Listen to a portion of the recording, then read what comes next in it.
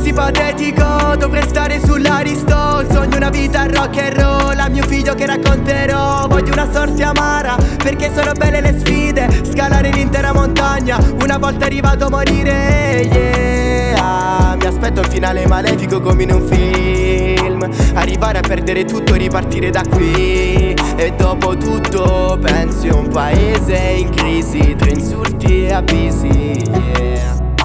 Non conto più quanti italiani si uccidono all'anno. Se avessi coraggio come te non esiterei a farlo. Sto perdendo ogni singola cosa di quello che ho. Marcelo Burlò, come un pezzente che gioca alla slot.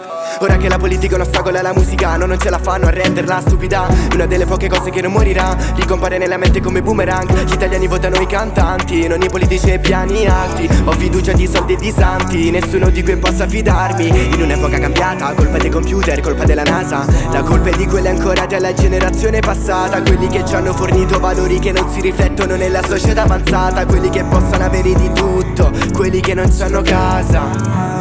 Poche le persone a cui mi lego, da piccolo facevo costruzioni con i Lego. Siamo partiti un po' tutti da zero, da meno ciò che ti costruisci ti trasforma per intero. Mi manchi da morire addosso il tuo odore, ti darei un bacio se fossi qui con me.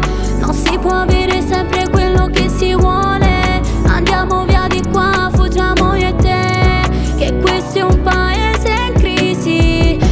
Salvano solo i tuoi sorrisi, sei la cosa più bella che c'è, solo per te vale la pena vivere. La vostra indifferenza non la sopporto, i geni vanno via da uno stato morto. Da mare nostro umore è mare rosso, il tuo rammarico dov'è nascosto? Volevi cambiare le cose, poi alla fine sei cambiato tu. Sono diventato un attore per omologarmi alla gente di più.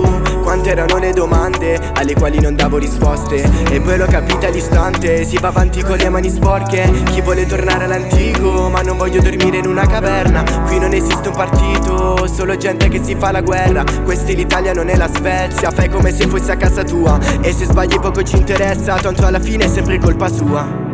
Non voglio farmelo piacere, quindi vado via da questo paese, dove i miei obiettivi riesco a realizzarli. Prendo quello che mi serve e preparo i bagagli.